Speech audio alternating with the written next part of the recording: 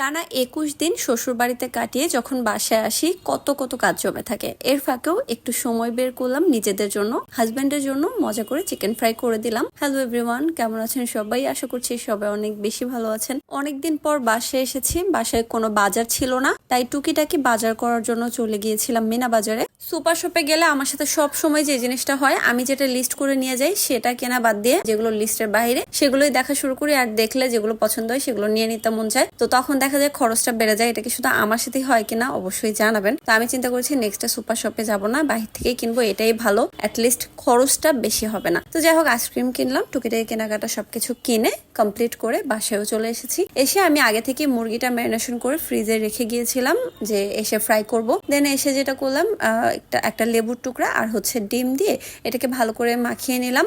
আগে থেকে ম্যারিনেশন করে রেখেছিলাম, সেই ভিডিও ক্লিপটা আমি আর নেইনি, অনেক তাড়াহুড়ায় ছিলাম। যেহেতু অনেকদিন পর বাসায় এসেছি, আমার ফ্রিজ একদম ফাঁকা ছিল।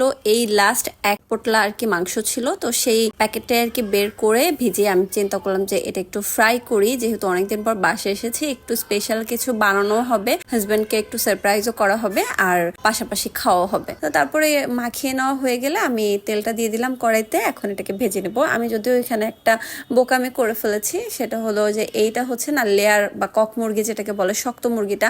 ব্রয়লার মুরগি যেমন অল্পতে সিদ্ধ হয়ে যায়, এটা না সিদ্ধ হতে চায় না। তো যাই হোক, তারপরেও খেতে পেরেছিলাম, এটাই আলহামদুলিল্লাহ। নষ্ট যে হয়নি, কারণ এই মুরগিটা অনেক বেশি শক্ত ছিল। আমি অনেক আস্তে জাল দিয়ে ভেজেছিলাম, তারপরেও ভিতরে আমার মনে হয় একটু শক্তই থেকে গিয়েছিল, বাট খাওয়ার মতো। তো তারপরে ভেজে নিয়ে সুন্দর করে একটা ট্রেতে নিয়ে নিলাম কোক দুইজনের জন্য।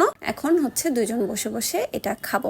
তো এটা কিন্তু যেদিন আমরা এসেছি তার পরের দিনই এই আয়োজনটা করি। আসলে অনেকদিন পর বাসায় এসেছি, তো নিজেদের মতো করে একটু কিছু বানিয়ে যদি না খাই তাহলে কেমন যেন লাগে। আর আমার বাসায় আমার সবসময় কিছু না কিছু করতে ইচ্ছা করে, মনে হয় আমি সবসময় একটু ভালো মন্দ কিছু আয়োজন করি, হাজবেন্ডকে একটু সারপ্রাইজ করি। আমার এই জিনিসগুলো অনেক বেশি ভালো লাগে। তো আমরা দুজনে মিলে এখানে গল্প করছিলাম আর খাচ্ছিলাম। এই সময়টাই কিন্তু অনেক বেশি স্পেশাল। আমার আজকের ভিডিওটা এ পর্যন্তই। কার কাছে কেমন লেগেছে অবশ্যই জানাবেন। দেখা হয়ে যাবে নেক্সট ব্লগে। ভালো লাগলে আমার পেজটাকে ফলো করবেন। আল্লাহ হাফেজ।